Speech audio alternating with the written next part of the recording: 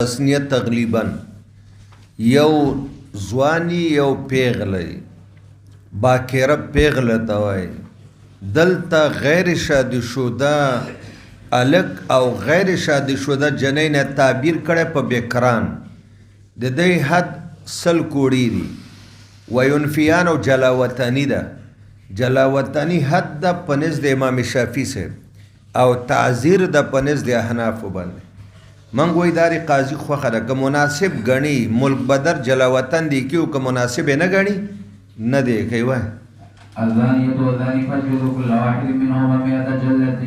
إلى قوله وحرم ذلك على المؤمنين. قال ابن عيينة رافض إقامة الحد وبه قال حدثنا إلى آخره عن زيد بن خالد الجهني رضي الله عنه قال سمعت النبي صلى الله عليه وسلم يأمر في من زنى ولم يحسن جزمية وتغريبا ولم يحسن جو واده به نو کړه ویسل کوړی وه جلاوطن علي صاحب وی کفا بالتغریب فتنتن وی دا وطن شړل لوی فتنه ده. عمر صاحب یو کس شړل او هغه مرتد شوی بیا به څوک ونه شړم نو کدا حد وای نو دی به قسم کړه وای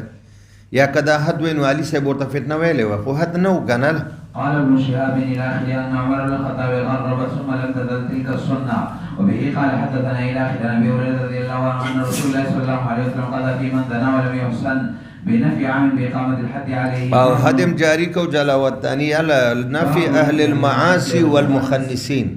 مولانا سے مبارکہ داس گناہگاران اشتهاری مجرمان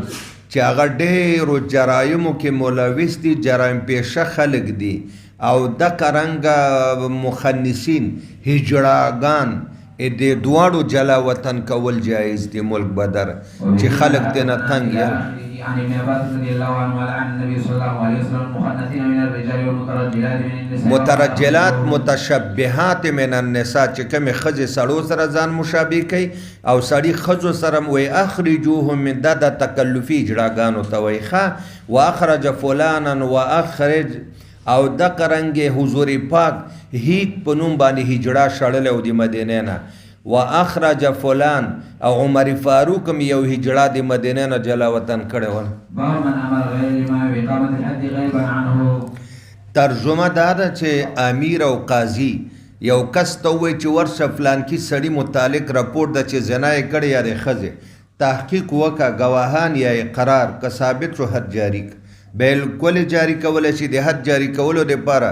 د قاضي دربار یا عدالت یا های کورټ ضروری نه ده. وبه قال حدثنا عاصم بن علي الى اخره. باب قول الله تعالى ومن لم يستطع منكم قولا ان ينكح المحصنات المؤمنات غير مصافحات زواني ولا متخذات زنا بنکه یو پټ یارانه بنکه باب اذا زنت الامه من یا ګور الله مې ستاسو طول 15 شیانو ته وای مہر معجل بیت سکنا نفقه لباس او ورسره جما نو کده دی وسای نه بیا د داسې وینځو سره نکاح وکیل. باب اذا زنت الامه چې کله وینځه زنا وکي نو د دې حکم څه ده مولا خو ور باندې حد نشي جاری کوي د دې سزا د حری په نیمه ده د ته 50 کوړي وي که شادي شوده ای که غیر شادي شوده زکه احسان معنا حریت هم ده نو چې دا وینځه شادي شودم د حد 50 کوړي ده او که غیر شادي شوده ده. وبه قال حدثنا الى اخر ابي هريره رضي الله عنه وزيد بن خالد رضي الله عنه ان رسول الله صلى الله عليه وسلم سئل عن الامه اذا زنت ولم تحسن قال ان زنت فجلوها ثم ان زنت فجلوها ثم ان زنت فجلوها ثم بيعوها ولو بظفير. قال ابن شهاب بیا ورته ویل دریم ځل یا څلورم ځل که زنا نه منې کېده. ابن شهاب ما ته معلومه نه ده چې حضور پاک ورته د خرڅولو حکم دریم ځل نه باد کړی که څلورم ځل چې درې ځله زنا وکړه او نه منې کېده بیا یې خرڅه په معمولي قیمت دا معیوبه ده مې ساتل. ګوره کله چې وینځه زنا وکړي وینځه خو ټوله ورځې بار ګرځي او حد ورته میلاو شي جلاوطن کوي دی نه او پیغورونه مرته بیا مه ورکویل. وبه قال حدثنا عبد الله بن يوسف الى اخره. باب احکام اهل الذمه واحصانهم واذا زنوا ورفعوا الى الامام. ګوره مسله دا چې دار اسلام کې اهل ذمه پاتې کیږي صحیح ده موږ ته جزیه راکړي فترکوهم وما یجوز زموږ کار ورسره نشته د هغې قانون د خپل او زموږ د ملک قوانین مني خو که موږ ته خپل کیس راوړي من به خپل شریعت مطابق هغې ته فیصله کوو نه د تورات او نه د انجیل مطابق. وبه قال حدثنا موسى بن اسماعيل الى اخره وبه قال حدثنا اسماعيل بن عبد الله الى اخره باب اذا رمى امراته وامراه غيره بالزنا عند یو سړی خپلې ښځې ته وایي چې ای زناکار یا تا زنا کړې ده یا ستا خېټه کې بچی زمانه نه ده یا پردۍ ښځې ته ووایي نو چې خپلې ښځې ته وایي لعان ده پردۍ ته وایي قذف ده د قاضي په محکمه کې به یا ثابتوي او کنې ثابتوي که خپلې ښځې ته ویلي وو لعان به کوي که پردۍ ته ویلي وو بیا به 4 دانې ګواهان راولي وو که رایه نه وسته بیا به ورته حد قذف میلاویږي. هل على الحاكم ان يبعث اليها فيسالها عما رميت به وبه قال حدثنا عبد الله بن يوسف الى اخره باب من ادب اهله وغيره دون السلطان.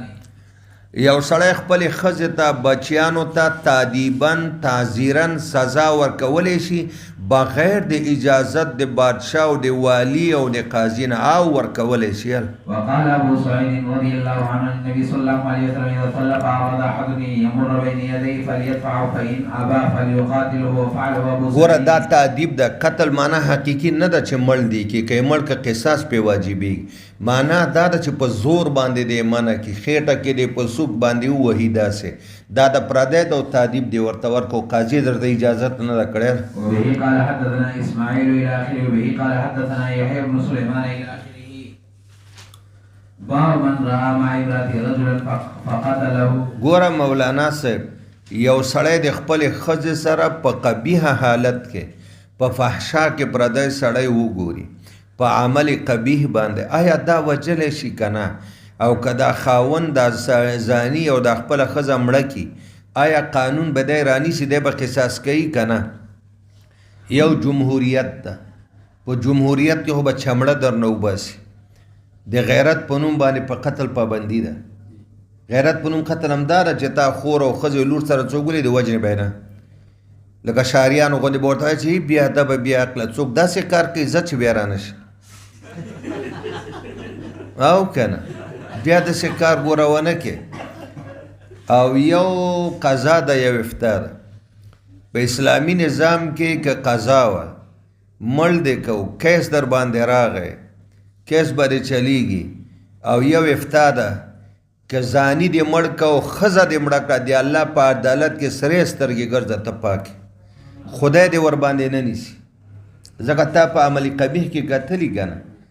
دا د غیرت تقاضا ده چې بس سر دې ترې نه ووهه دواړو نه په توره یا دې په ماشین ښه تش کړه. الله غیرتي ده او غیرتي انسان یې خوښ قضاءً د ده ګرفتاري کوي حکومتونه خو دیانتاً د خدای په عدالت کې د باندې هېڅ هم نشته. وبه قال حدثنا الى اخره عن المغيرة رضي الله عنه قال قال سعد بن عبادة لو رايت رجلا مع امرأتي لضربت بسيف غير مصبح فبلغ ذلك رسول الله صلى الله عليه وسلم قال تعجبون من غيرة سعد لا انا اغير منه والله اغير. وی قسم په خدای سعد ویلې چې زه ښځې سره سړی وګورم ګواه موا پرېږده وی په دواړو لاسو به دا توره راونیسم او په دې تېره طرف به دواړو نه سر کټ کوم په څه ټیم نه وهم دې تورې په دې تېره طرف. حضور وی تاسو تعجب کوئ د سعد غیرت ته یعنی دا باعث په دې خبره د سعد باندې غیرت و ګوره رد یې پې ونه کړه رد یې پې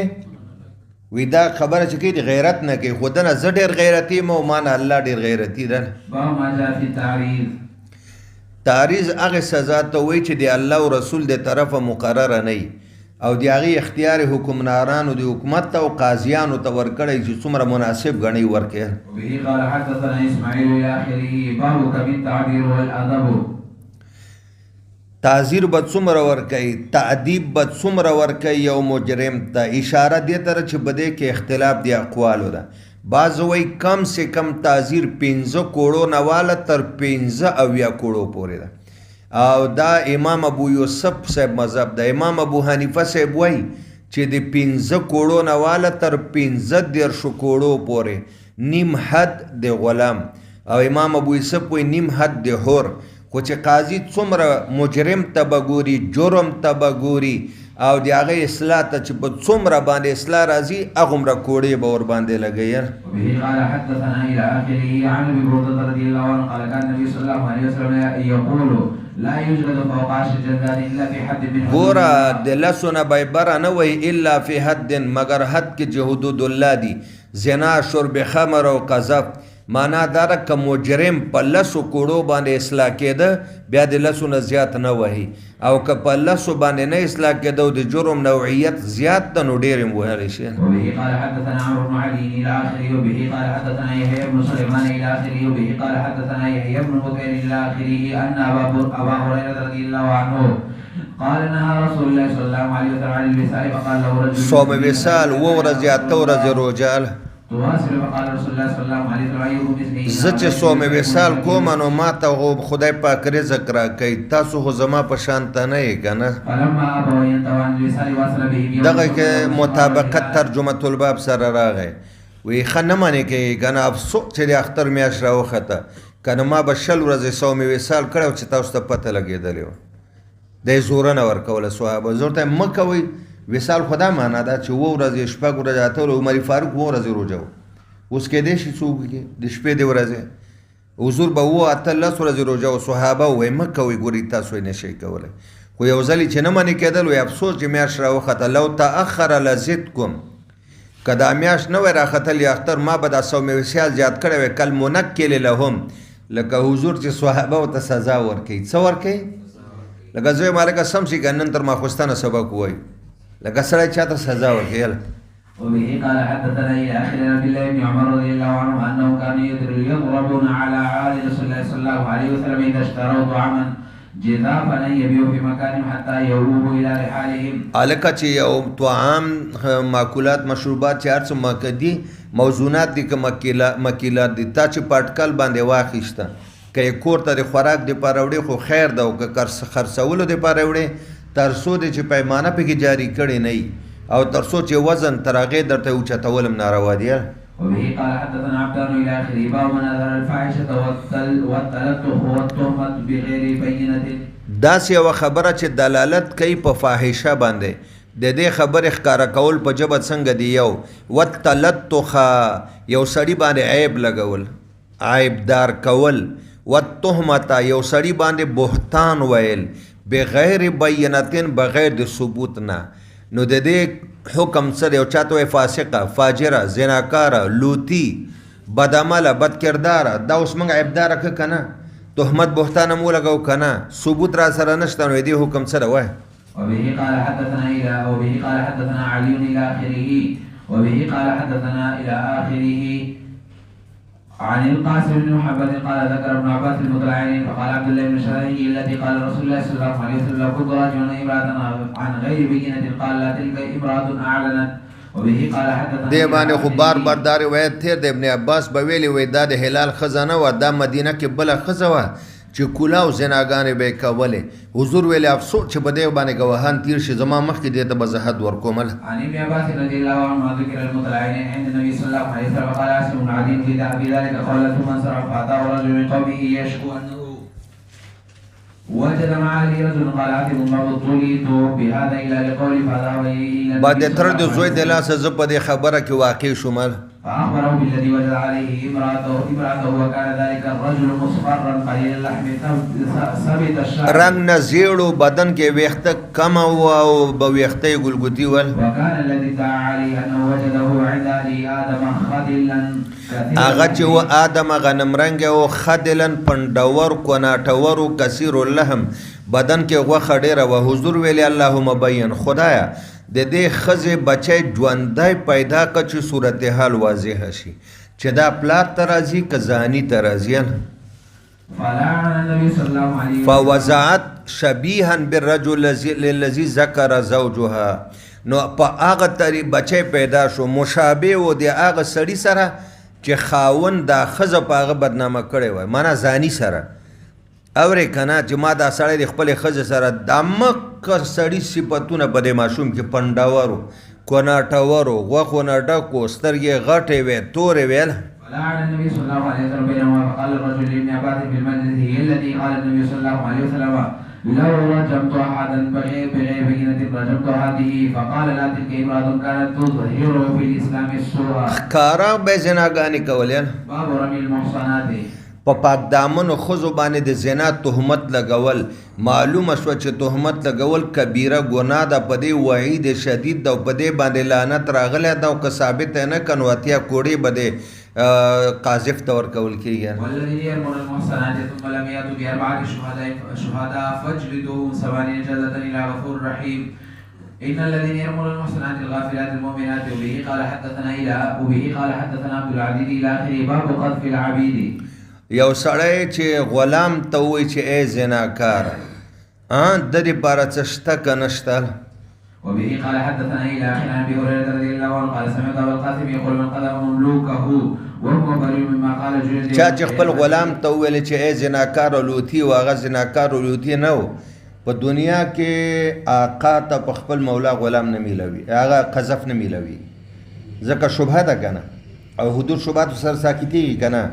نو دا غلام ته چې را زناکار ویلی دي وایي د قیامت په ورځ به الله پاک د مولا باندې حد جاري کوي چې تا د پاک دامن غلام ته ولې ویلي ول. باب هل يأمر الإمام رجلا فيضرب الحد غائبا عنه. واوره که نه په دې ترجمې معنا راته لږ وکړه. آیا قاضي گورنر بادشاه دا حق لري چې یو کس ته حکم وکړي چې ورشه پلانکی سړی او ښځه هغې باندې حد جاری کا غایبا عنه په حال د کون د دغه محدود کې چې غایب وي له امام نه، یعنی د امام په محکمه کې په حضور کې په مجلس کې نه. وقد فعله عمر صاحب هم داسې کار کړی او رسول الله هم کړی. ولې چې هغه سړی راغی چې زما دا زوی د سره نوکر و د ده ښځې سره زنا کړې ده، ما ورته د زنا بدل کې یوه وینځ او 100 ګډانې ورکړي، خو مولیان وایي چې نه تا زوی به باندې به حد جاري کېږي. رسول الله ورته ویلې چې وینځ او ګډان به درکړي، ستا زوی غیر شادي شده ده 100 کوړې، او 19 ته یې ویلې سهار وختي لاړ شه او د دې سړي د ښځې حال احوال معلوم که، که زنا یې کړې و عمل ته پې حد جاري که. هغه د حضور په عدم موجودګۍ کې 19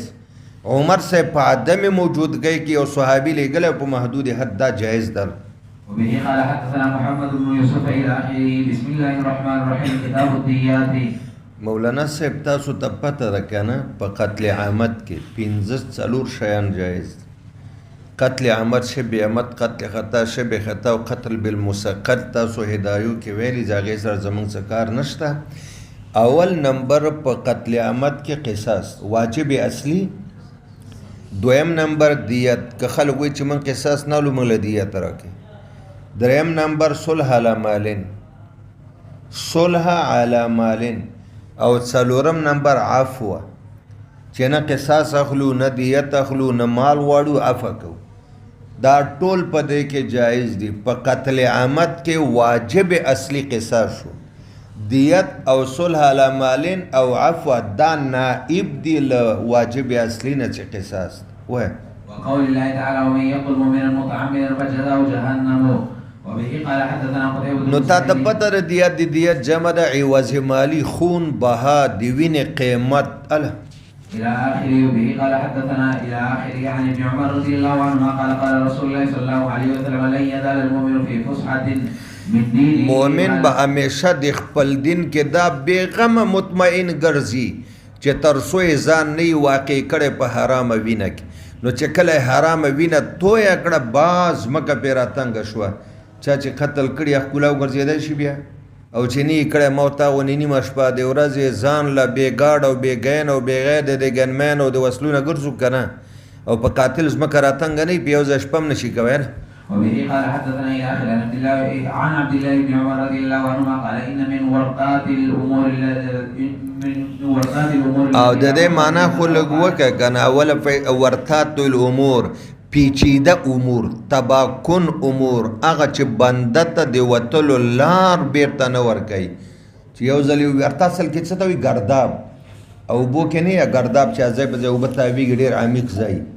پیچیده امور، تباکن امور چې بنده پکې پرېوځي او د وتو لارې نه وي. لا مخرج لمن اوقع نفسه فيها سفک الدم، یو پکې د وینو تویول دا پیچیده امر د تباکن امر. وبه قال حدثنا عبيد الله بن موسى الى اخره. وبه قال حدثنا عبدان الى اخره. وقال حبيب بن ابي عمرة عن سعيد بن عباس رضي الله عنهما قال قال النبي صلى الله عليه وسلم للمقداد اذا كان رجل مؤمن يخفي ايمانه مع قوم كفار فاظهر ايمانه فقتله فكذلك كنت انت. وې تم د څه وې کنه ایمان دې پټ کړو په مکه کې د مشرکانو منځ کې اوسېدې اله. باب قول الله تعالى ومن احياها. یعنی یو سړی بل نه وجني هغه ژوندی پرېښود هغه دپاره سبب د حیات وګرځ داسې ده لکه ټول انسانان دا زمونږ ستاسو طرف ته به د کاږه واله کې د شپږو شلو کالو دښمنیانې وې که نه وې څومره مرګونه دا پیچیده مرده که نه ده بیا د حل لارې بلکل نه یې هله. وبه قال حدثنا إلى عن عبد الله رضي الله عنه عن النبي صلى الله عليه وسلم لا تقتل نفس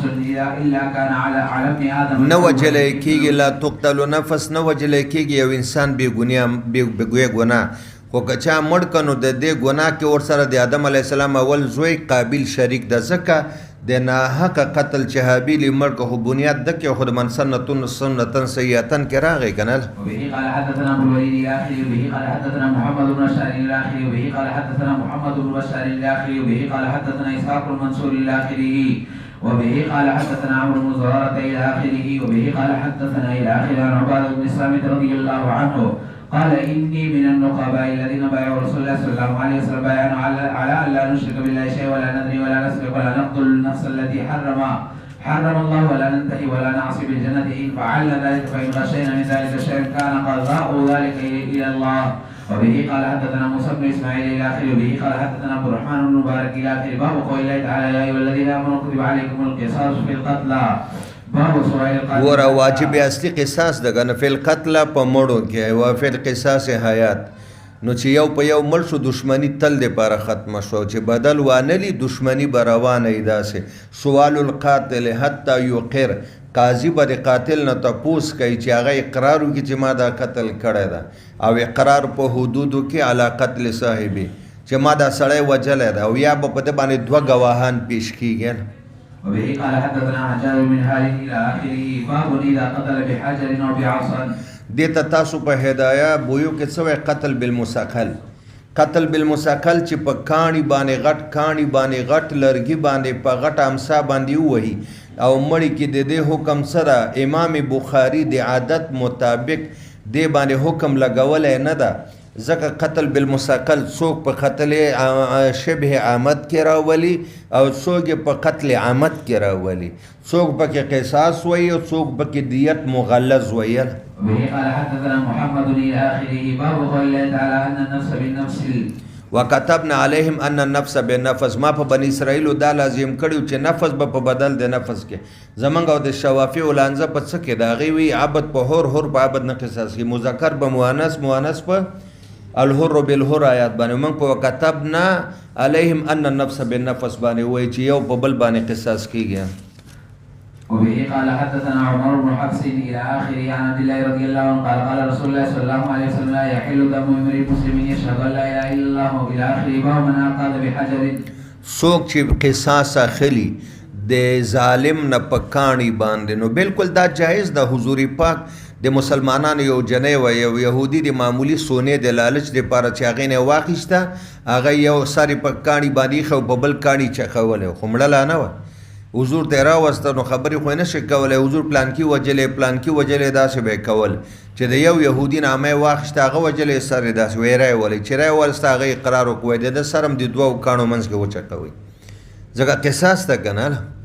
وبه قال حدثنا محمد بن بشار الى اخره باب من قتل له قتيل فهو بخير النظرين. د چا چې څوک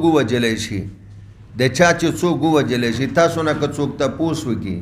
دا قصاص حق د میت ده که د اولیاء د میت اولا حق د میت. اوس که یو سړی ژوندی او سا یې وتې نه یو وایي چې ما دا سړی بخلی دی وایي وبخل شو ځکه اولا حق د چا و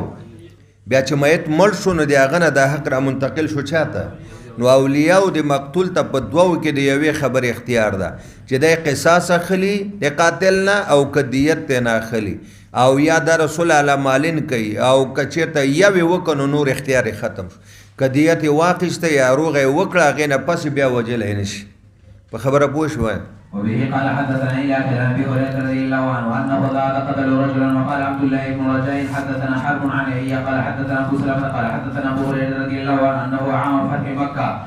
قتلت خزاعة رجل من بني ليس بقتيل لهم في الجاهليه فقام رسول الله صلى الله عليه وسلم وقال ان الله حبس عن مكه الفيل وسلط عليه رسوله والمؤمنين الا وانها لم تحل لاحد قبلي ولا تحل لاحد بعدي الا وانها احلت لي ساعه من هذه الا وانها ساعتي هذه حرام لا يقتل شوكها ولا يعض شجرها ولا تلتقط ساقطها چې کوم شی په ځمکه پروت هغه به نه اوچته ویل. قتل لو قتل فوق بخير ندن اما يوضع واما يقال فقام رجل من اهل اليمن يقال له ابو شاهد فقال اكتب لي يا رسول الله فقال رسول الله صلى الله عليه وسلم اكتبوا لي ابي شاهد ثم قام رجل دا زما خطبه ابو شاته ولی کياله فقال يا رسول الله الا الاسكر فإنا نلعنه یو دا بروزه مونږ ته مستثنا کوي چې دا مونږ کور کې لوهاران استعمالول. فقال رسول الله صلى الله عليه وسلم الا الاسكر وبه قال حدثنا قتيبة بن سعيد الى اخر عن ابن عباس رضي الله عنهما قال كان في بني اسرائيل قصاص لم يكن فيه مدية باغي باندې صرف قصاص او دیت پکې نه او زمنګ ته قصاص کې دیت دوا. قال الله تعالی كتب عليكم القصاص في القتل فمن عفي له من اخيه شيء فاتباع بالمعروف واداء اليه. اوس مثلا سلو خان دی وېزه 50 راکې اوس تا ته وای چې یو ولید مقتول له د به مطالبه د دستور مطابق کوي او یو قاتل دا واقعیلان دی قاتل دی هغه به ادا د دیت د دستور مطابق کوي. اولیاء د مقتول به غختو کې سختی نه کوي او قاتل عواقل به په ورکړه کې سختی نه کوي بلکې د دستور مطابق به یو د بل نه مطالبه او یو بل ته دیت ور کوي. بس جزاک